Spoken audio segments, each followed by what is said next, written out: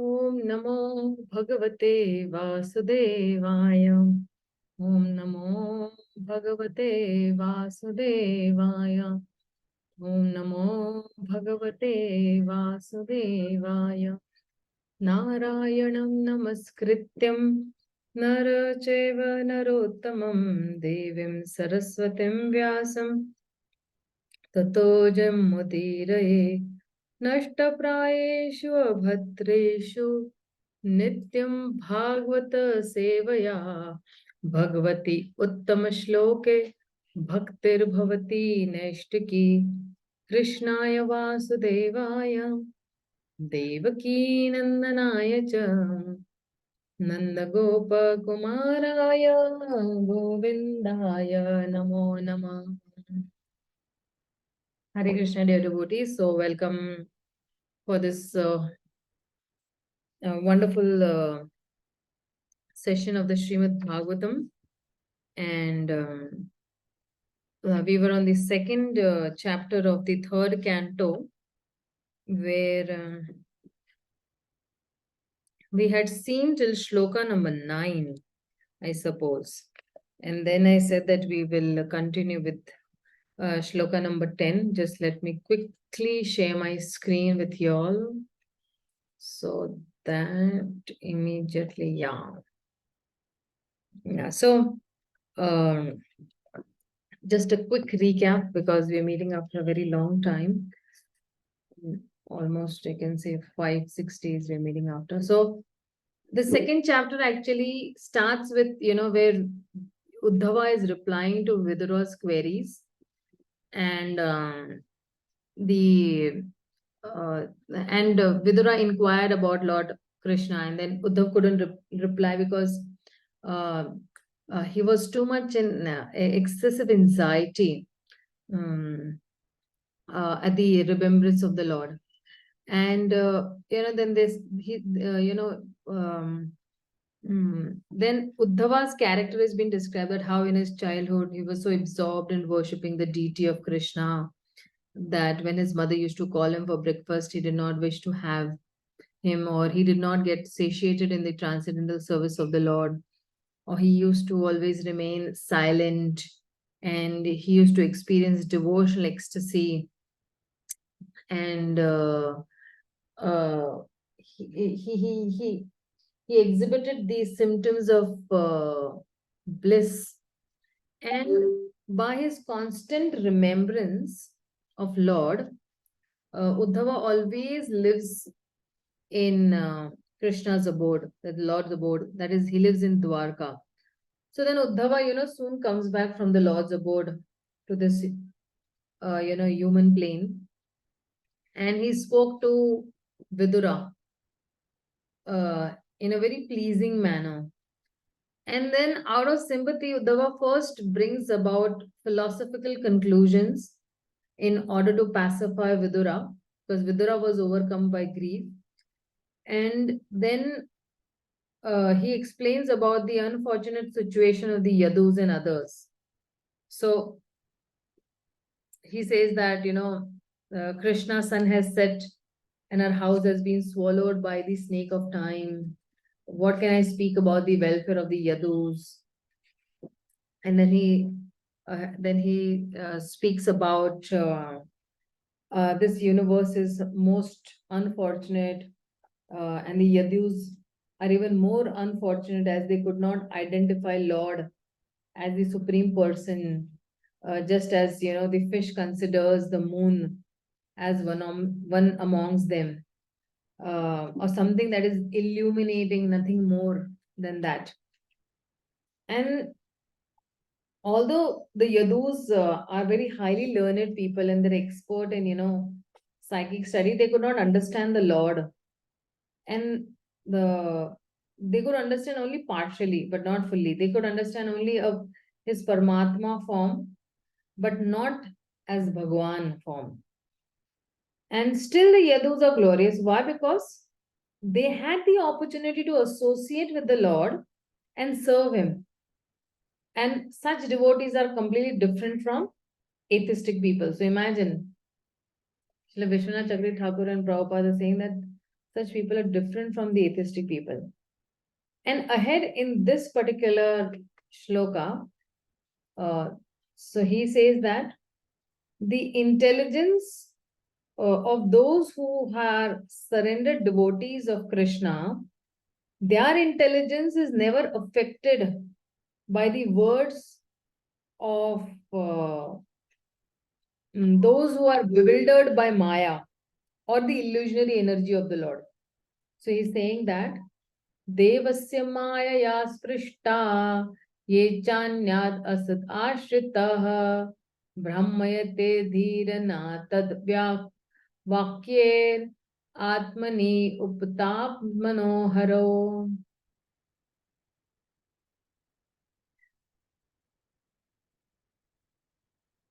Priyanka, oh, sorry, Sushil Prabhu is there. I'm sorry. I didn't see Sushil Prabhu. Sushil Prabhu, please do the honors of reading the translation and purport. Hare Krishna Maharaj. Dandavat Pranam. Prabhuji. Translation. Under no circumstances can the words of persons wielded by the illusory energy of the Lord deviate the intelligence of those who are completely surrendered souls. Purport. Lord Shri Krishna is the Supreme Personal of Godhead according to all the evidences of Vedas. He is accepted by all acharyas, including Sripada Shankaracharya. But when he was present in the world, different classes of men accepted him differently, and therefore their calculations of the Lord were also different. Generally, person who had faith in the revealed scriptures accepted the Lord as he is, and all of them merged into great bereavement when the Lord disappeared from the world. In the first canto, we have already discussed the lamentation of Arjuna and Yudhishthira, to whom the disappearance of Lord Krishna was almost intolerable after the end of their lives. The Yadavas were only partially cognizant of the Lord, but they are also glorious because they had the opportunity to associate with the Lord, who acted as the head of their family, and they are also glorious because they had associated with the Lord, who acted as the head of the family, and they also rendered the Lord intimate service. The Yadavas and other devotees of the Lord are different from those who wrongly calculated him to be an ordinary human personality. Such persons are certainly bewildered by the illusory energy. They are hellish and are envious of the Supreme Lord. The illusory energy acts very powerfully on them because, in spite of their elevated mundane education, such persons are faithless and are infected by the mentality of atheism. They are always very eager to establish that Lord Krishna was an ordinary man who was killed by a hunter due to his many impious acts in plotting to kill the sons of Dhritarashtra and Jarasandha, the demoniac kings of the earth. Such persons have no faith in the statement of the Bhagavad-gītā that the Lord is unaffected by the reactions of work. Namam karmani limpanti. According to the atheistic point of view, Lord Krishna's family, the Yadu dynasty, was vanquished due to being cursed by the Brahmanas for the sins committed by Hare Krishna. Sorry, Prabhu. Actually, no, this mouse is today, from Sunday, the mouse is not working properly. Yeah. Committed by Krishna in killing the sons of Dhritarashtra, etc. All these blasphemies do not touch the heart of the devotees of the Lord because they know perfectly well what is what. Their intelligence regarding the Lord is never disturbed, but those who are disturbed by the statements of the Asuras are also condemned. That is what Uddhava meant in the verse. Hare Krishna. Thank you. Thank you, Prabhu. Thank you so much. So then further he says that the next shloka that is there is very nice shloka. It says that Pradarshayapta tapasam avitripta darshanam nirnam adyantar ahad yasto swabimbham lokalochanam.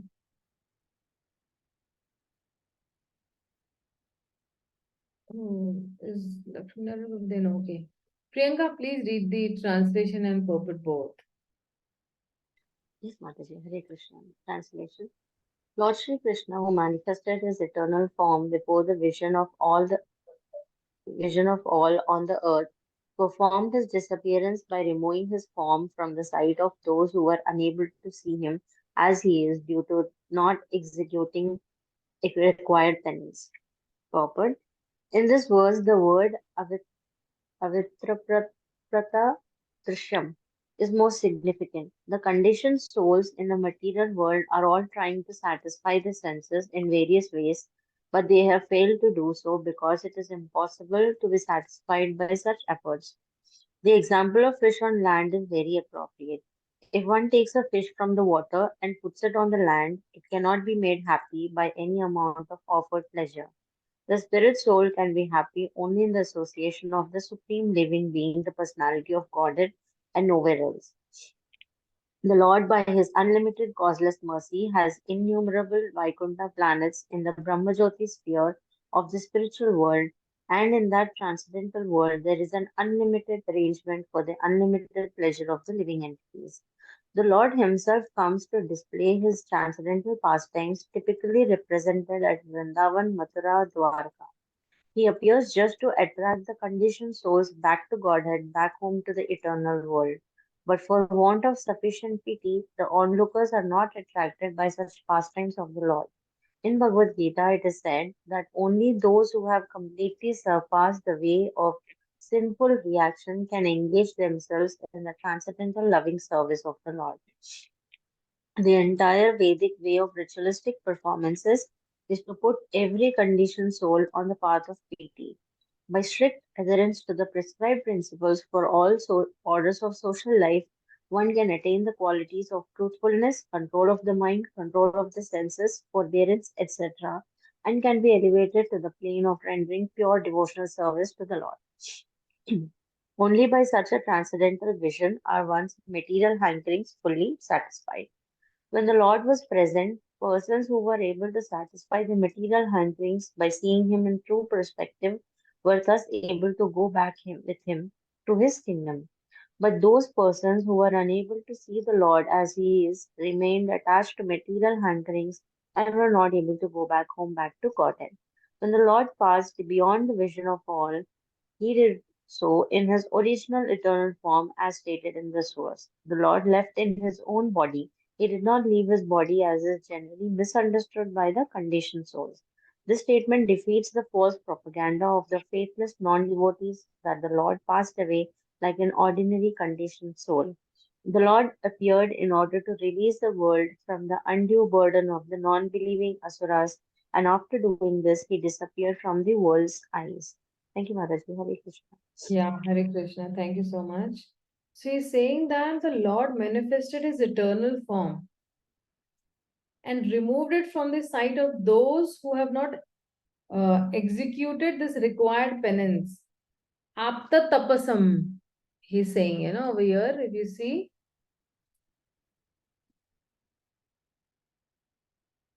without undergoing penances. So he's saying that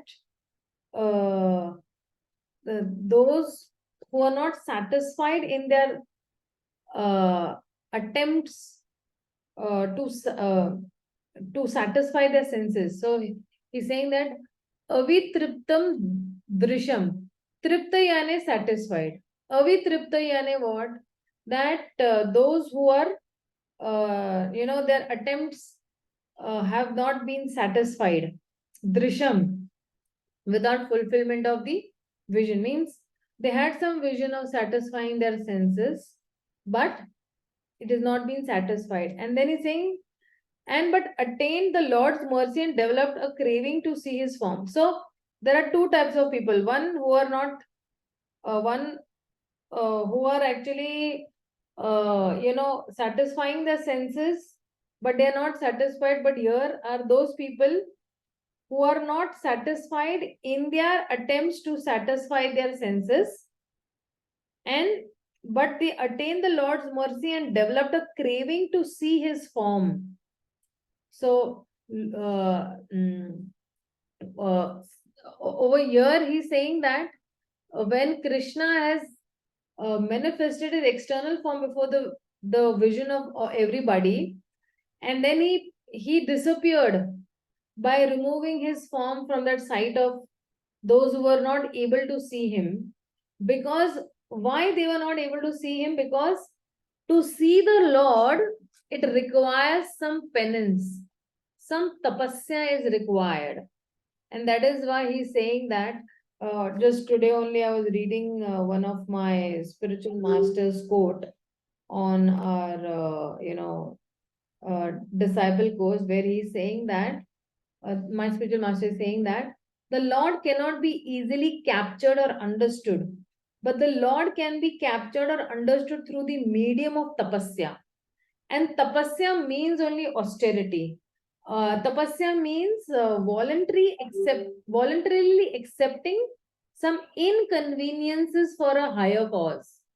Like, see, for us, what is the tapasya? That we wake up early in the morning, we chant our rounds, we do some amount of reading or hearing, and then we move, to our respective jobs or household duties or household duties as such.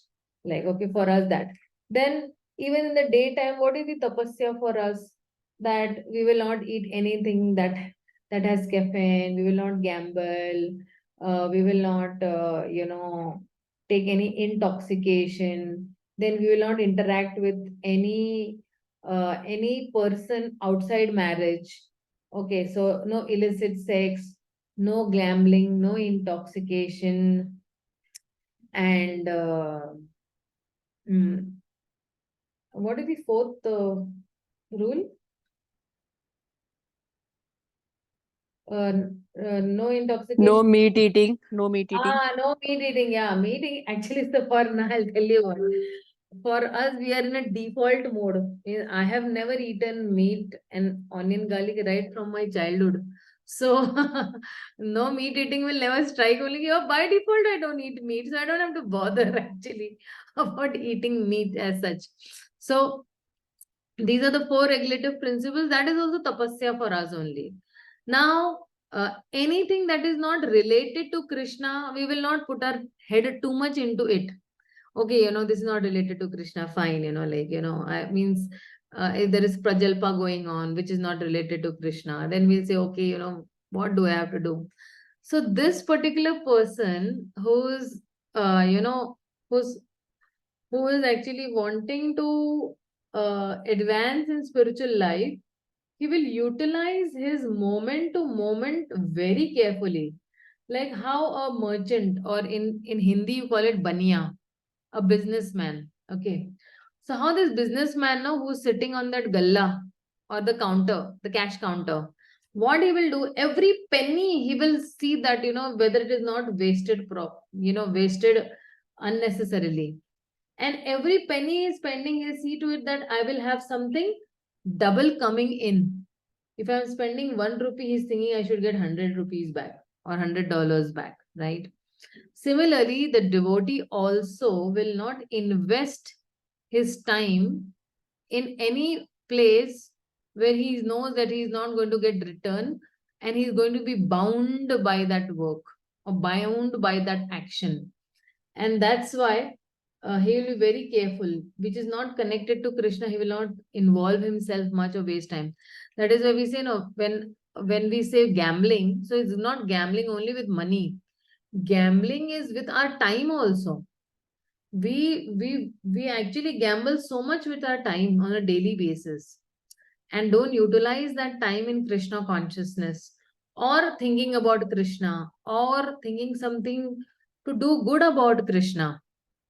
So that's how we actually gamble with our time. So where there's Prabhupada says time has to be utilized. Even if you spend millions and millions of dollars, what time we have already spent, we are not going to get it back again. And one reporter asked Prabhupada, you all have so much of time, what you all do for recreation? He said that we are actually into recreation mode only all the time, 24 by 7. We are in a leisure mode. So the reporter saying how? He's saying that we go from one meaningful activity to another meaningful activity. We don't go from meaningless activity to another meaningless activity. So for us, one meaningful activity to another meaningful activity means what? That see, currently we are actually gearing up for Balram Jayanti, right?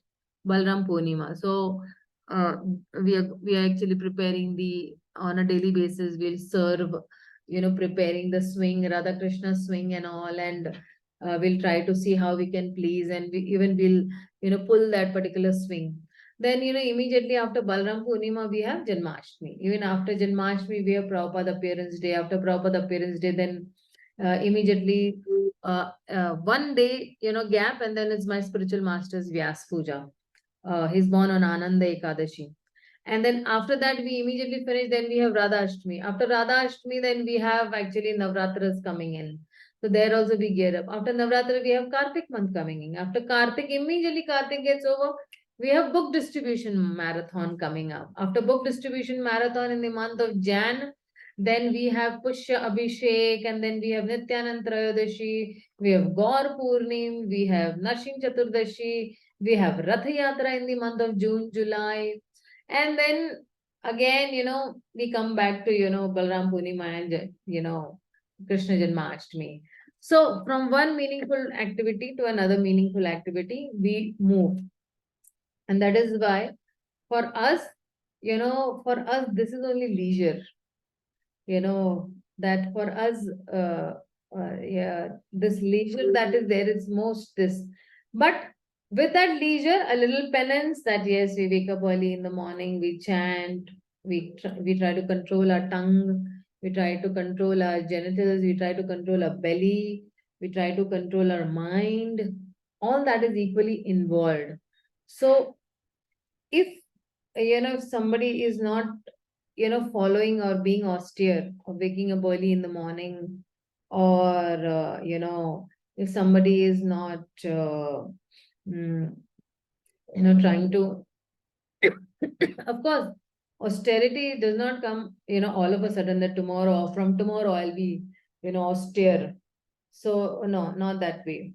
So austerity means slow and gradually we actually try to pick up those things which are favorable for a Krishna consciousness and reject what is unfavorable. So to make the mind austere is actually to detach the mind from sense gratification.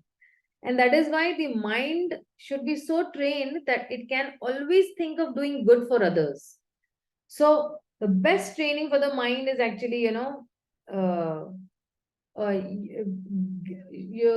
be grave in the thoughts, or gravity in thought.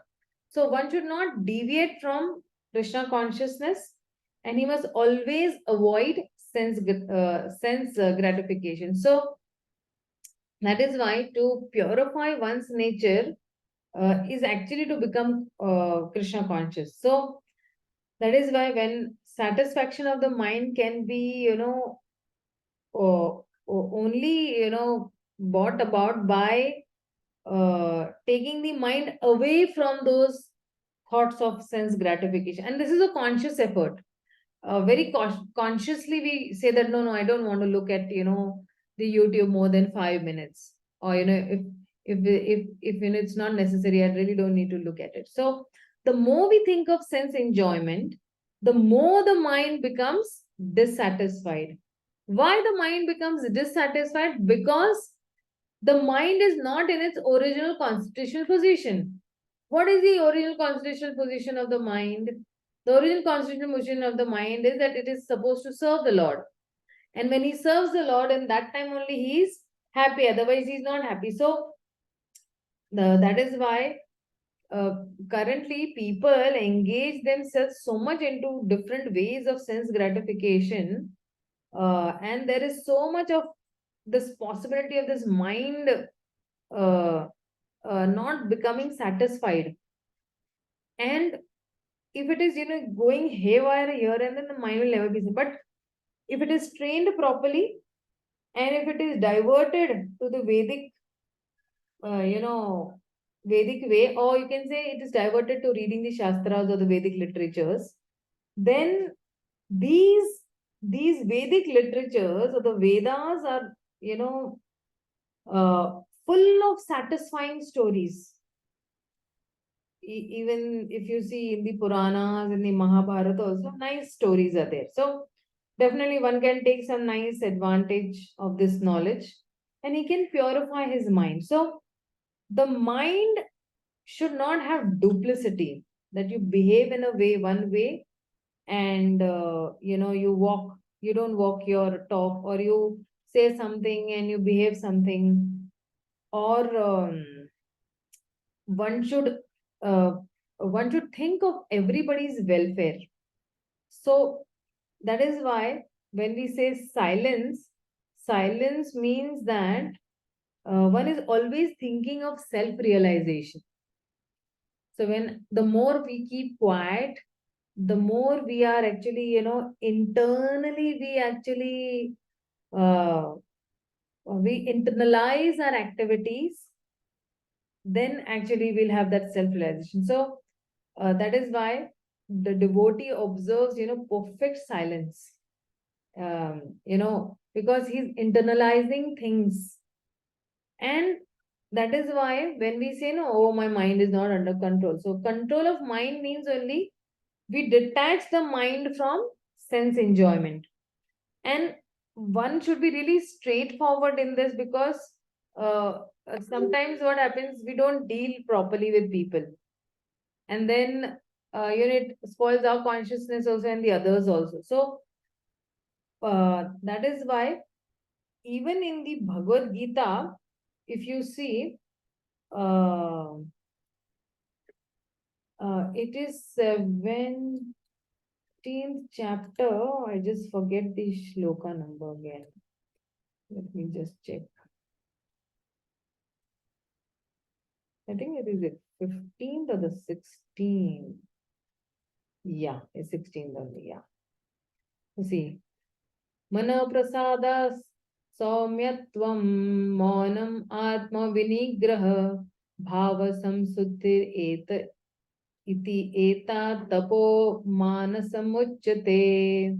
He's saying, and satisfaction, simplicity, gravity, self-control, and purification of one existence are the states of mind. So we are trying to, detach the mind from all its activities. And so, even the great devotees, they also actually, they do austerities. So see, when Dhruv Maharaj was in the forest, he was doing so much of austerities, and though Dhruv Maharaj was just 5 years old and he was the son of a king, he went to the forest, he executed devotional service under strict austerity. Imagine, within 6 months, he actually attained the Supreme Lord. And that is why his all acts are wonderful. When he comes back home, and naturally because of his spiritual qualifications, he became very popular. So the first thing Dhruv Maharaj did was tapasya. And from tapasya, everything followed for him. So devotees are not only concerned with, enjoyment or distress, but they want to, execute devotional service, and they want to do devotional service, but then when we are executing devotional service, then it comes at a little cost, and that is called tapasya. So you don't get everything free, may, right? Okay, I'll chant for a few years and I'll get love of Godhead. That really does not work, because till the time we are completely purified, and this tapasya is only the way to purify ourselves. What happens now? There is a mechanism that goes on actually when a person is doing some austerities. If there is a science involved behind this austerity, that how it works. So when I start, practicing austerity or tapasya, right? So what happens is, slowly and gradually I adopt certain tapasyas, right? So initially, if somebody was drinking liquor, what he'll say, okay, I was drinking liquor every day, okay, let me now drink it, some alternate days. Then alternate days means 15 days, month he is drinking. Then he will think that, okay, let me just, in a month, let me just drink 2-3 times. And then slowly, he gradually tries to, give up because no,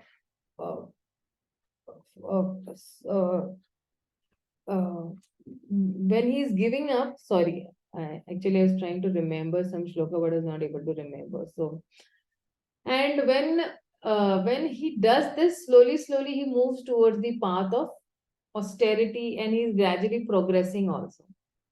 And then even if he's, smoking a cigarette or all these 4 regulative principles, if he's not following, he tries to, then he's on that particular path of austerity, that he is going towards his original nature, giving up his false nature. The original nature is you try to serve the Supreme Lord, you try to be his das or the servant, and the nature opposite to that is that you try to be boss, and you have that controllership mentality. So when we are the servant of Krishna, we know that we are the servant of Krishna, and we know that position. But because when we are covered by the illusionary energy, we forget that. So when slowly, we will practice tapasya, then what will happen? All the unwanted things will move out. Like, I'll tell you how. We have this, crude gold that we get from the gold mine. So that gold, that gold is not pure gold. It has to be heated. And then all those, cobalt, nickel, copper, everything falls off. And then you get pure gold. So now, when this gold becomes completely pure, and then only it can be molded into any shape the jeweler wants to. So now when we practice tapasya, so what happens is that we get purified. So where in the gold, all this nickel, cobalt, iron, filings and copper and everything is falling off for us, when we are doing tapasya, then what is falling off? Our anarthas are falling off. Ego, pride, greed, envy, anger, all this, keeps on falling off. So that's how when we do tapasya, and when these anarthas get washed away by doing tapasya. So anarthas will be washed away only through tapasya, okay? It will not be washed away you can't pay and you can get your anarthas washed, like how you have your laundries that you pay, and the laundry man washes your clothes and he brings it back ironed and all, not that way. So it comes at a cost, and that austerity, that when we do it, and again, it is not like that okay, I will do austerity one day and sleep for 7 days, and then I will do once in a while that austerity. No, austerity has to be consistent enough. Like how a person brushes his teeth, bathes, eats food on a regular basis, and he's consistent about it. Otherwise, he'll have to be admitted in the hospital. So similarly, when you have this austerity on a daily basis, in fact, austerity is on minute to minute also. So then that's how the heart gets purified of so many anarthas from so many lifetimes, and so many bad karmas from so many lifetimes. And that's how this particular person becomes pure, and he realizes that, oh, I'm connected with Krishna, and I am, Krishna's eternal servant. So that is why I need to do this austerity. And so that's why when he is doing this austerity, because when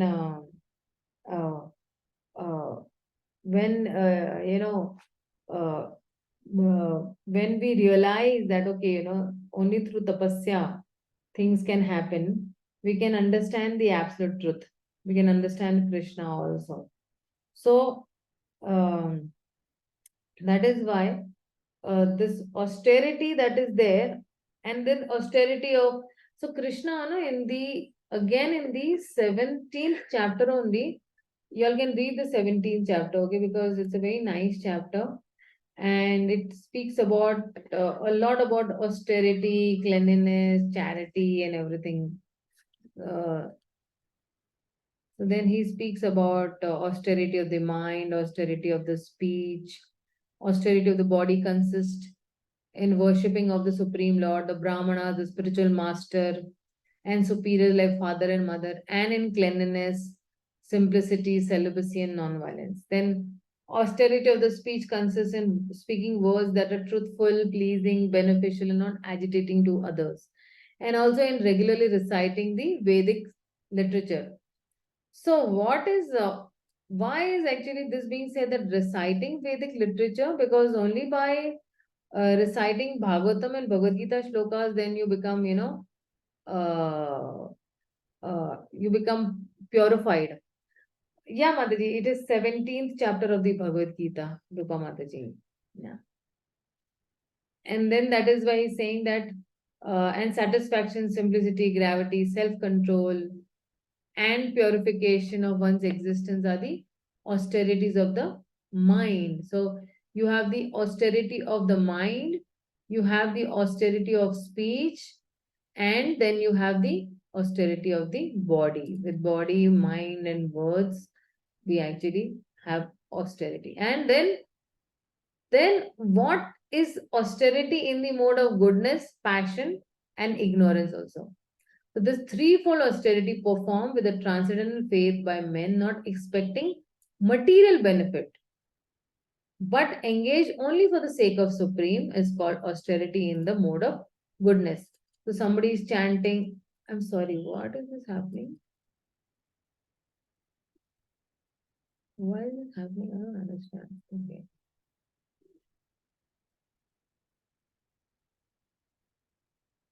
This is behaving very funny, my mouse today. I think it needs a change. I want to highlight this word goodness.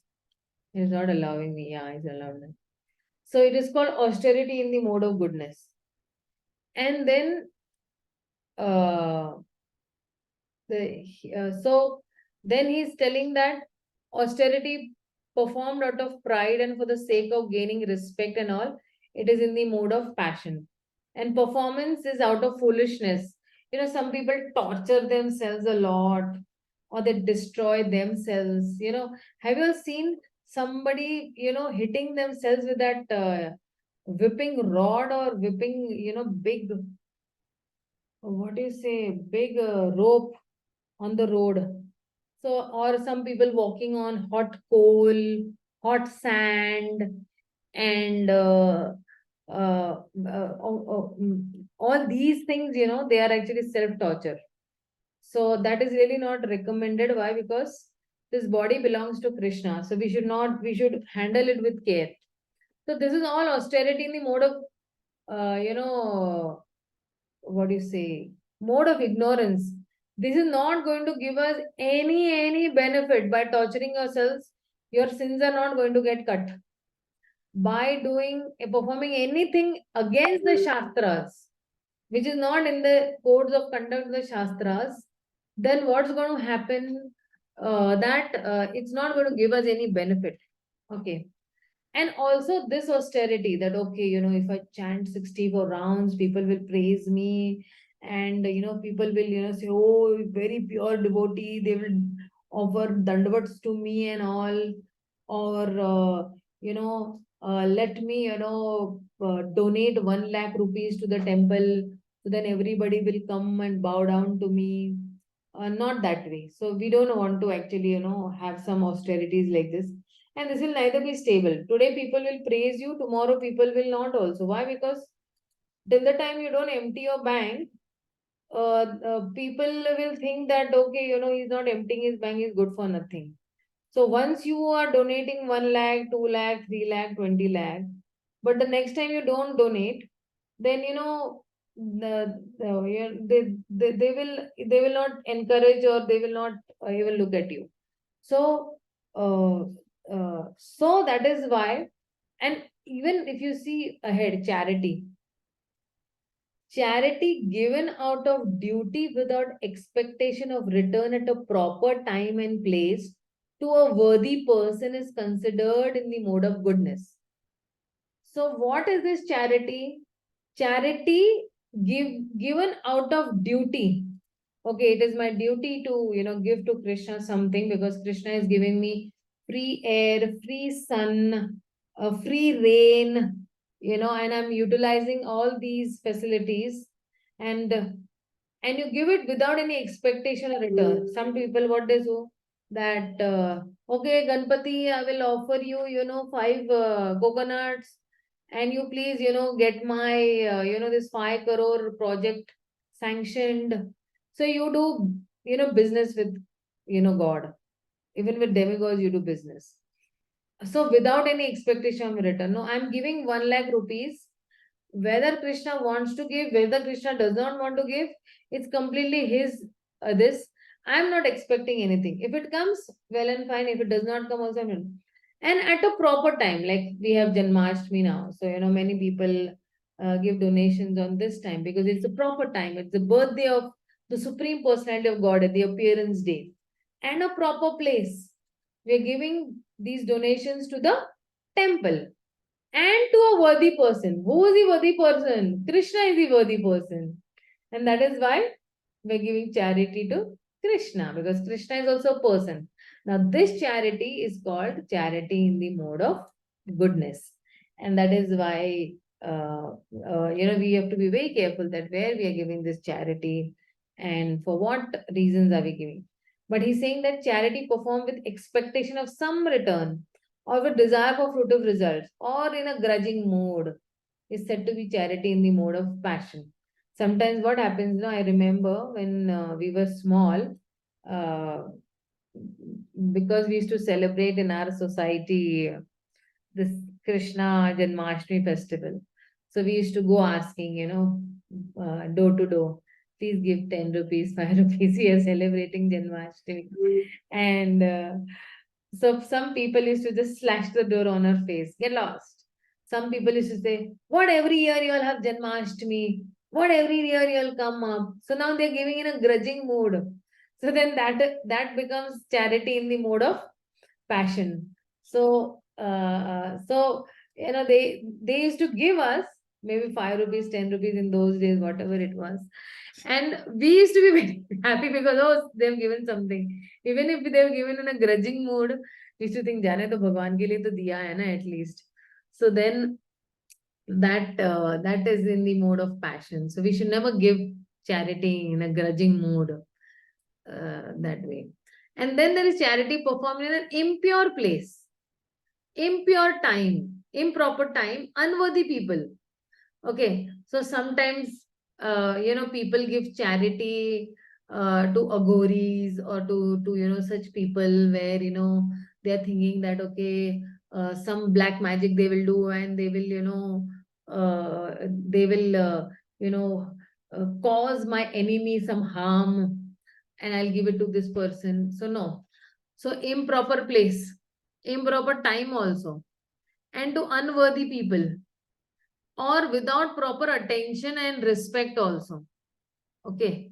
So that is in the mode of ignorance. So when I say proper attention and respect, so for example, the beggar comes in front of us. Okay. And then what we do is we don't give him proper attention. Okay. We don't give him that respect. So why we give beggars also respect? Because, he's also a human being and he also has the Paramatma sitting in his heart. So that way we respect that beggar. We ask him to chant Hare Krishna, then we give him some, Mahaprasad or something. So that way, that becomes a little worthy. But even if I'm giving him prasadam and I'm not giving proper attention to him, I just shoo him away. Oh, he's a beggar, okay, take this prasad and go get lost. No, that is not proper attention. It is improper attention. And you don't give him respect also. So even if you're giving him prasadam and even if you have tilak and kanti, still that will be counted in the mode of ignorance. Why? Because, we have not respected Krishna's creation. Krishna has created that beggar, right? He is also part and parcel of Krishna. So that's how, with proper good respect also, we need to give beggars that particular charity. Then if you're giving him with proper attention, you give him with proper respect, even if that place is not pure, of course, it's on the main road or on a signal you're giving that person, the time also may be somewhere at night or something like that. And that person also might not be worthy. But just because you're giving him Krishna Prasadam with proper attention and good respect, then that charity will be in the mode of goodness. Okay, so I'm sorry. This whole thing went from austerity to charity. But yeah, why we went from austerity to charity? Because when we are performing austerity, right? So we will be able to, if we are performing good austerity, we'll be able to give good charity also, right? Otherwise, we will not be able to give good charity also. So that's how in this 11th shloka, a lot has been spoken about, austerity and tapasya. So let's go to the next shloka. I'm sorry, we took a little longer time. From Bhagavatam, we went to Bhagavad-gītā. So from this particular section, give me 1 minute, okay? So from this particular section, Uddhava is remembering the attractive beauty of the Lord, saying that Janmrityalolapikam swalo yoga maya balam darshayata grihitam vismapanam swasya saubhagadhe param padam bhushanam bhushanangam. Again, my mouse. Okay, that's fine. Yeah. Yeah, somebody read this. Vrinda, please read this translation and purport both. Translation. The Lord appeared in the mortal world by his internal potency Yogamaya. He came in his external form, which is just suitable for his pastimes. These pastimes were wonderful for everyone, even for those proud of their own opulence, including the Lord himself in his form as the Lord of Vaikuntha. Thus, this Sri Krishna's transcendental body is the ornament of all ornaments. Purport. In conformity with the Vedic hymns, Nityo Nityanam Chetanas Chetananam. The personality of Godhead is more excellent than all other living beings within all the universes in the material world. He is the chief of all living entities. No one can surpass him or be equal to him in wealth, strength, fame, beauty, knowledge, or renunciation. When Lord Krishna was within this universe, he seemed to be a human being because he appeared in a manner just suitable for his pastimes in the mortal world. He did not appear in human society in his Vaikuntha feature with 4 hands because that would not have been suitable for his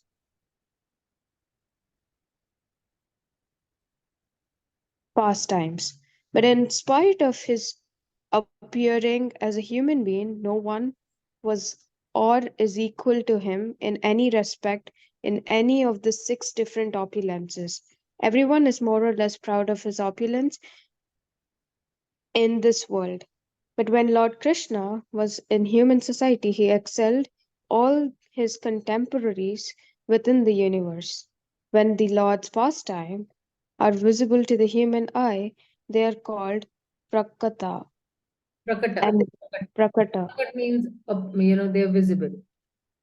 And when they are not visible, they are called aprakata. In fact, the Lord's pastime never stopped. Just as the sun never leaves the sky, the sun is always in its right orbit in the sky, but it it is sometimes visible and sometimes invisible to our limited vision. Similarly, the pastimes of the Lord are always current in one universe or another. And when Lord Krishna disappeared from the transcendental abode of Dwarika, it was simply a disappearance from the eyes of the people there. It should not be misunderstood that his transcendental body,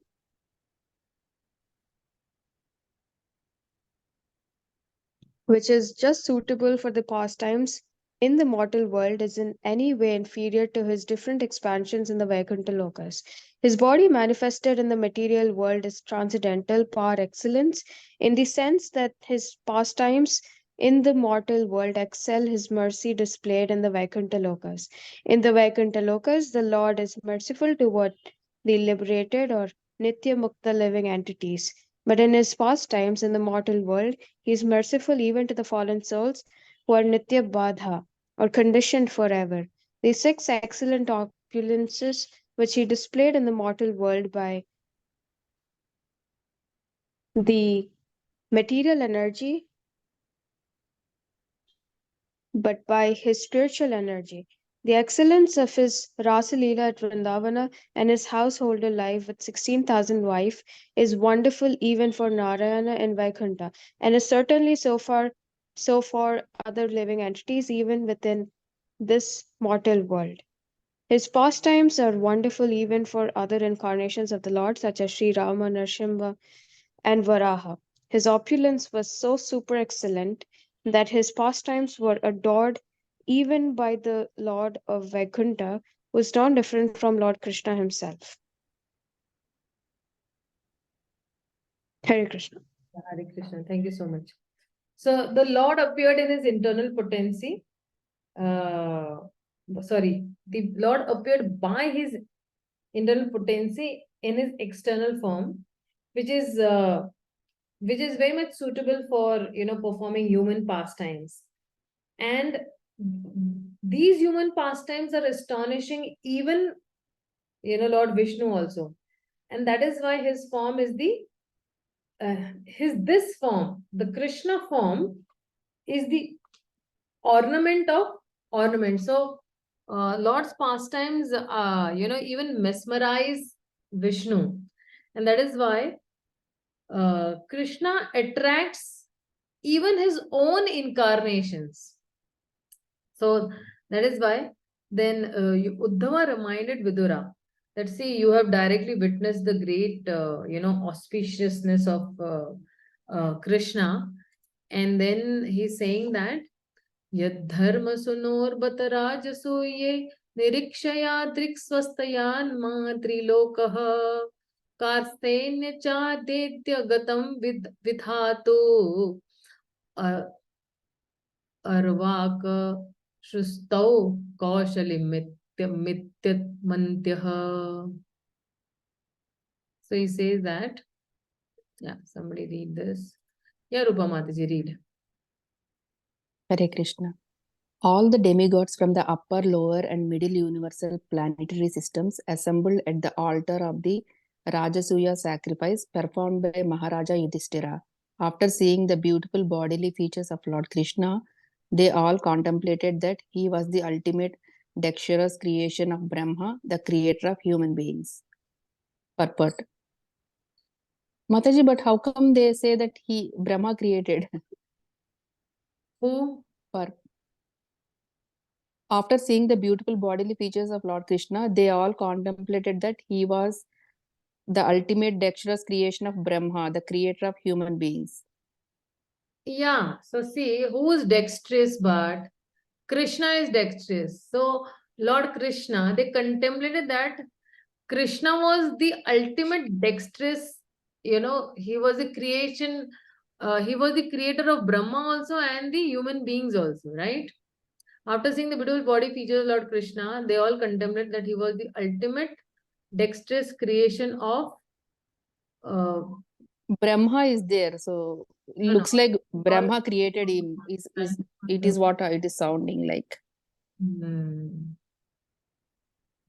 So he's saying that all the demigods who have assembled at that Rajasuya Yagya, they concluded that the auspicious beauty of Krishna surpassed that dexterity of Brahma in creating all these beautiful objects also.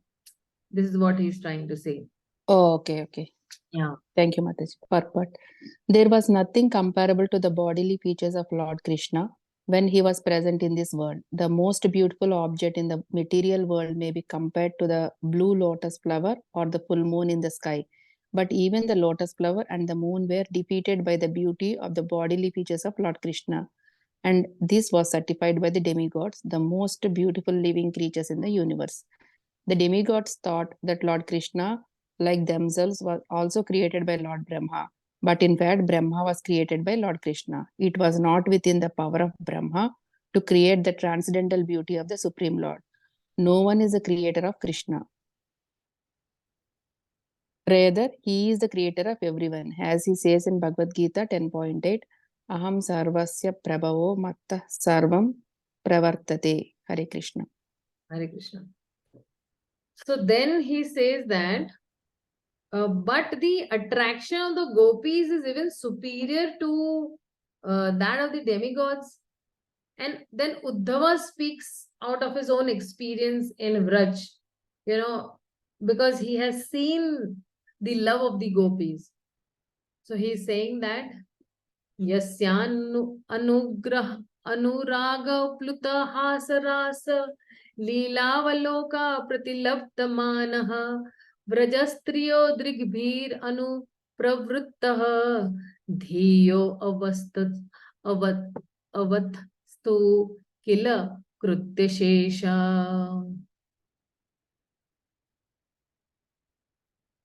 Yeah, Anu Prabhu, please read the translation and purport both.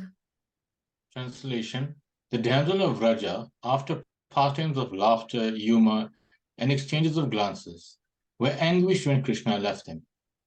They used to follow him with their eyes, and thus they sat down with stunned intelligence and could not finish their household duties. Purport: In his boyhood at Vrindavan, Lord Krishna was notorious as a teasing friend in transcendental love to all the girls his age.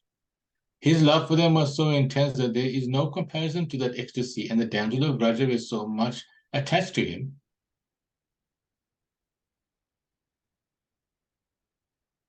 that their affection excelled that of the great demigods, like Brahma and Shiva. Lord Krishna finally admitted his defeat before the transcendental affection of the gopis and declared that he was unable to repay them for their unalloyed affection, although the gopis were seemingly anguished by the Lord's teasing behavior. When Lord Krishna would leave them, they could not tolerate the separation and used to follow him with their eyes and mind. They were so stunned by the situation that they could not finish their household duties. No one could excel him even in the dealing of love exchange between boys and girls. It is said in the revealed scriptures that Lord Krishna personally never goes beyond the boundary of Vrindavan. He remains there eternally because of the transcendental love of the inhabitants. Thus, even though he is not visible at present, he is not away from Vrindavan for a moment. Hare Krishna, Prabhu. Thank you so much. So the gopis, after their pastimes with Krishna, they were anguished when he left them, and they used to follow him with their, eyes, and they sat down with their intelligence, stunned, and they couldn't finish their household duties. So this is actually completely, they are describing the Vrindavan mood, where even during the daytime when Krishna used to go and tend the cows and graze the cows, and they used to actually follow him, till the time they were not able to not see Krishna, their eyes would follow Krishna. And he used to play his flute, and he used to, go with the cows. So when these gopis, they used to, see Krishna, because gopis' existence was only, based on, seeing Krishna, loving Krishna. They're living only for pleasing Krishna. So that's how these gopis had so much love for Krishna because they thought that we are living only for Krishna's pleasure. Our existence is only for Krishna's pleasure. That way. So now from this 15th shloka onwards, where from 15th onwards to at least I feel till the, give me 1 minute, okay.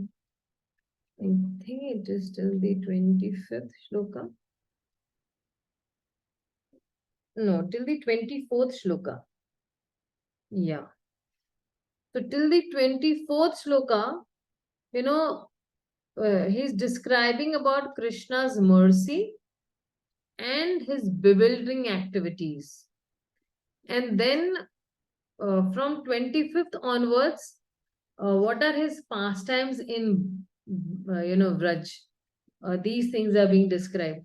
And I think this will require a lot of churning, and I'll try to see if I have some notes on Srila Vishwanath Chakri Thakur's commentaries, and just see, I think I should have, because I remember I had made a presentation on this once. So we'll be starting this from tomorrow. Lord Krishna's mercy and his bewildering activities. And then let's see how it goes up to. But I feel that tomorrow I won't be there because I'll be actually in, Seva.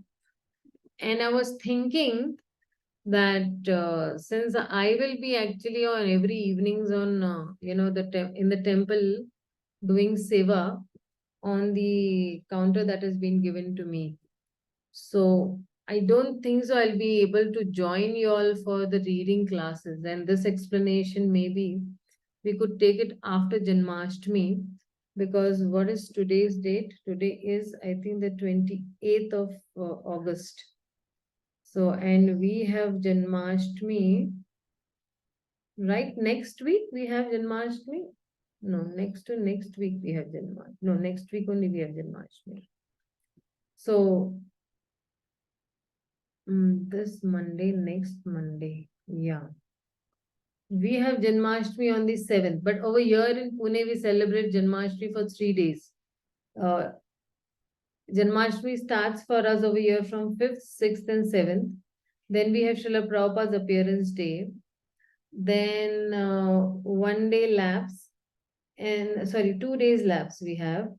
That is Saturday and Monday. Then Tuesday we have my spiritual master's Vyasa Puja, because that's Ekadashi day and he's born on that Ekadashi day. So I think till next Tuesday we wouldn't have, maybe like another 15 days gap we'll have to take. But if Priyanka is okay, Priyanka,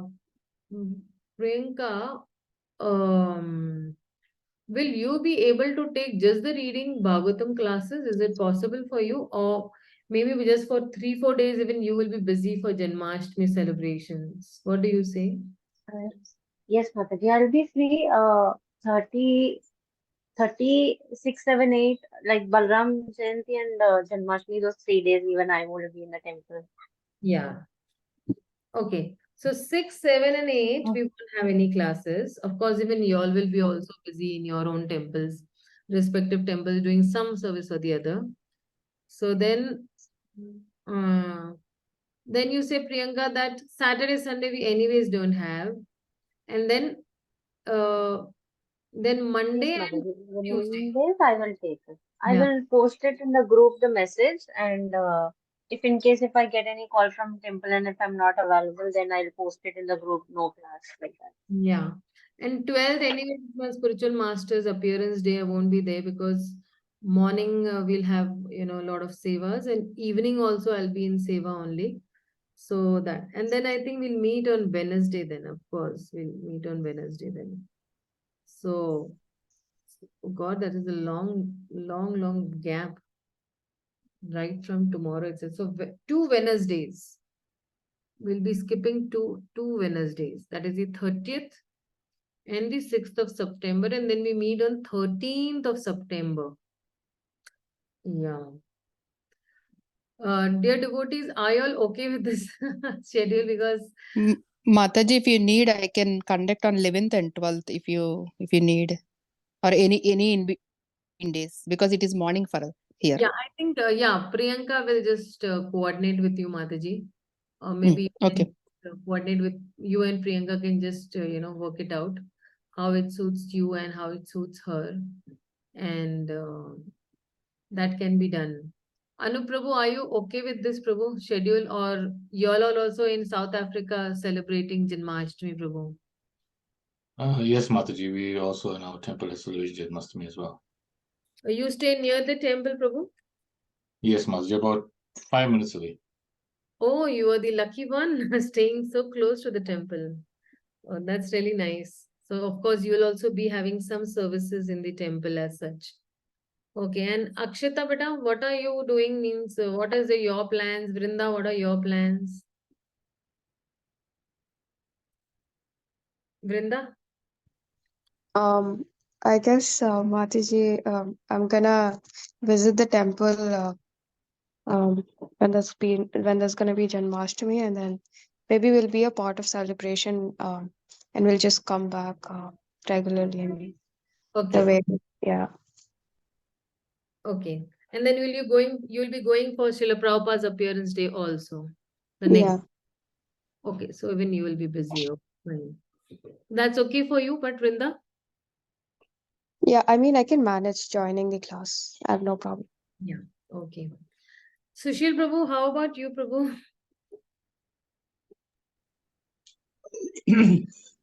I'll go to temple maybe for 6th, 7th, 8th. I'll have some sevas meant for elderly people. So maybe somewhere near the deities area, some Yeah. uh, queue management, Hmm. and fact that is every year I take for chanting purpose, because I do some chanting of around 140, 45. Perfect, perfect. Very nice, bro. Very nice. So I'll have definitely, and Prabhupada's appearance day, I'll be there entire day. So this, apart from three days, I'll be available, Mataji. I can attend. Whoever is conducting it, I Yeah. can join. If in case Rupa Mataji is there, I can actually tell Rupa Mataji also can conduct. Priyanka might not be available on 6, 7, and 8, but then Rupa Mataji can conduct on 6, 7, and 8. Like that.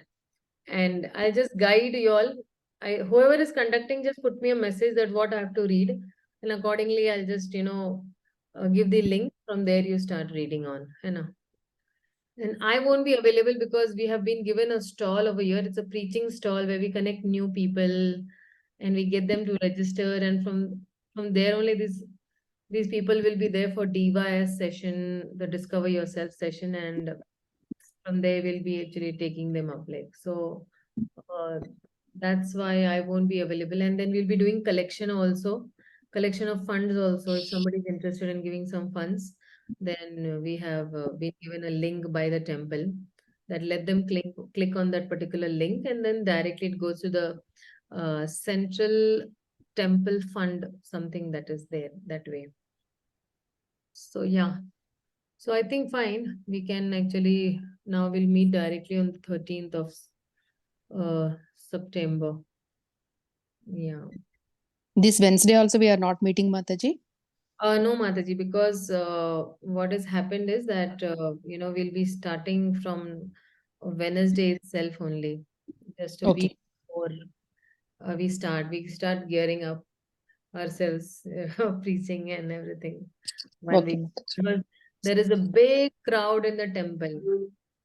In fact, this Saturday, Sunday was also so crowded. My God, it was so heavily crowded. So, because in Maharashtra, that is in India, people know that there is Janmashtami coming in.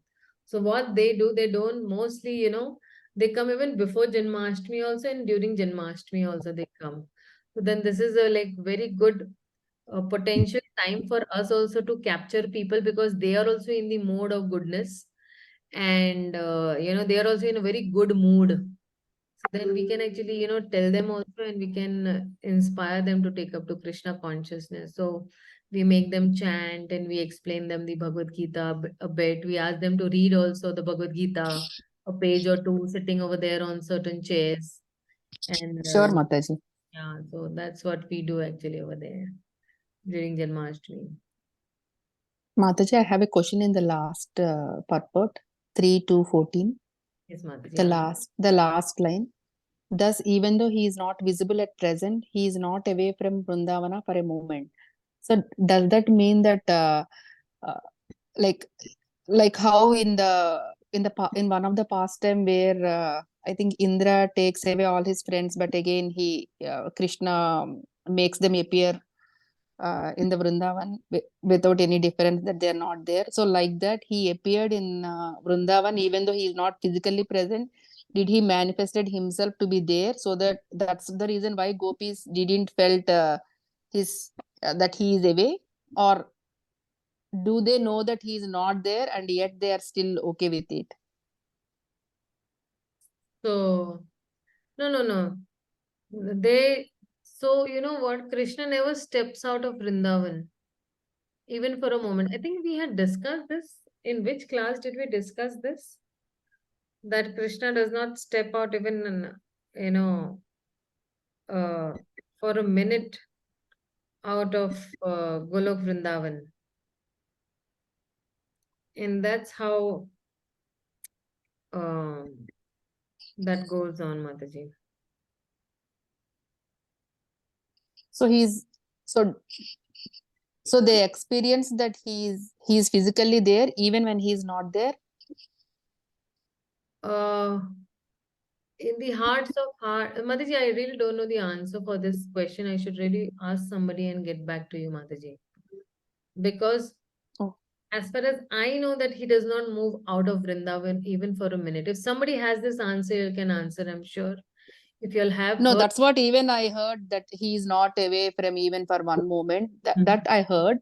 But in terms of like when I read this purport, then I got this doubt, like, wait a minute, are they experiencing him physically there? So that's the reason why they couldn't able to feel him missing, or that's the doubt I got when I'm reading this purport, Mataji.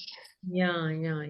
So I'll just, Priyanka wants to share something. Yeah, okay, yeah. Yeah, you can, share, yes. Yeah, I think Amarendra Prabhu is the authorized person. He is the best person to describe the spiritual world and Vrindavan and the relation between the gopis and the Supreme Lord. Yeah, you can share, okay?